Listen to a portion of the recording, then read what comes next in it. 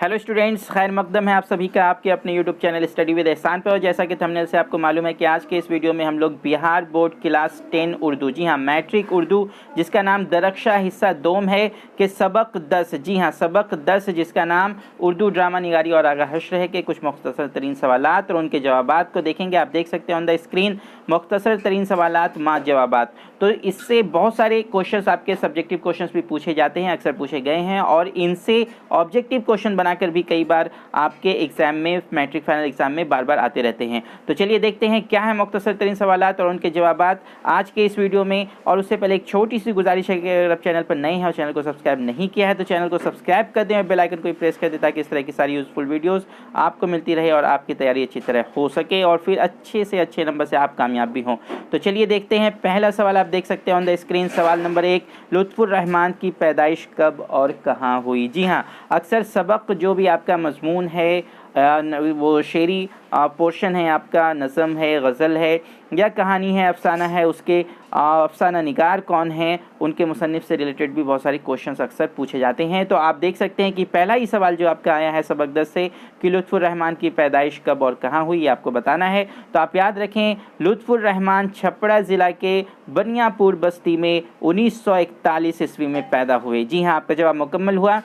कब और कहाँ हुई, तो आपने देखा 1941 ईस्वी में हुई। और कहाँ हुई? बनियापुर बस्ती। कहाँ? छपरा। जी हाँ, छपरा जिला के बनियापुर बस्ती में 1941 ईस्वी में वो पैदा हुए। अक्सर इससे ऑब्जेक्टिव क्वेश्चन भी आया है कि प्रोफेसर लुत्फुर रहमान साहब की पैदाइश किस साल हुई। तो आप यहाँ देखिए 1941 में हुई। किस ज़िला में हुई? तो छपरा में हुई। और छपरा के किस बस्ती में हुई? तो बनियापुर बस्ती में हुई। मुकम्मल जवाब आपका यहाँ पर। आप इसे याद रखें, एक लाइन में कई सारे फैक्ट्स जो अक्सर पूछे जाते हैं बिहार बोर्ड मैट्रिक में एग्ज़ाम में, वो आपके सामने मैंने यहाँ रख दिया। फिर आप सवाल नंबर 2 देख सकते हैं ऑन द स्क्रीन कि लुत्फुर रहमान किस पार्टी के वज़ीर और एमएलए रहे हैं। जी हाँ, एमएलए यहाँ गलती से आपका अहम एलए हो गया है, आप इसे दुरुस्त फरमा लेंगे, ये एमएलए है। जी हाँ, MLA, member of legislative assembly. Lutfur Rahman किस पार्टी के वज़ीर और एमएलए रहे? तो आप जवाब इसका याद रखेंगे, लुत्फुर रहमान राष्ट्रीय जनता दल सरकार में वज़ीर और एमएलए रहे हैं। जी हाँ, राष्ट्रीय जनता दल,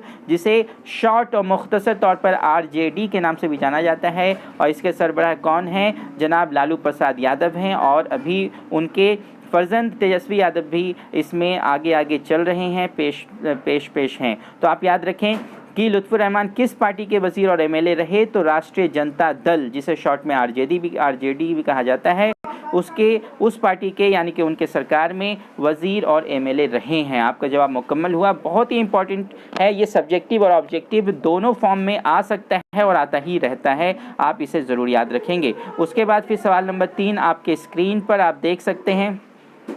सवाल नंबर 3 आपका है, सवाल नंबर 3, लुत्फुर रहमान की किसी 2 किताब का नाम लिखिए। जी हाँ, बहुत सारी किताबें उर्दू ज़बान व अदब में जनाब लुत्फुर रहमान साहब से यादगार हैं, तो किसी 2 किताब का नाम आपको बताना है। तो आप याद रखें 2 किताब जिसे याद करना भी बहुत आसान है, उनके नाम मैं आपके सामने लेकर आया हूँ। पहला है नक़द निगाह और दूसरा ताबीर व तनक़ीद। जी हाँ, ये 2 किताबें हैं जो बहुत ही अहम हैं उर्दू दुनिया में, उर्दू ज़बान व अदब की दुनिया में। प्रोफेसर लुत्फुर रहमान साहब से ये 2 किताबें जो यादगार हैं, बहुत ही अहम हैं, नक़द निगाह और ताबीर व तनक़ीद। इस तरह से सवाल भी आपका आता है कि नक़द निगाह के मुसन्निफ़ कौन हैं। जी हाँ, नक़द निगाह के मुसन्निफ़ कौन हैं, ये भी आपका सवाल आया है ऑब्जेक्टिव फॉर्म में। 4 ऑप्शंस आपके दिए रहेंगे, जिसमें कोई एक ऑप्शन आपका क्या रहेगा? लुत्फुर रहमान साहब। तो लुत्फुर रहमान आपका सही जवाब होगा। उसके बाद फिर आप सवाल नंबर 4 देख सकते हैं ऑन द स्क्रीन। वीडियो को लाइक कर दें स्टूडेंट, शेयर कर दें, और चैनल पर नए हैं तो चैनल को सब्सक्राइब करना ना भूलें, बेल आइकन को भी प्रेस कर दें ताकि इस तरह की सारी यूजफुल वीडियोस आपको मिलती रहे और आपकी तैयारी अच्छी तरह हो सके।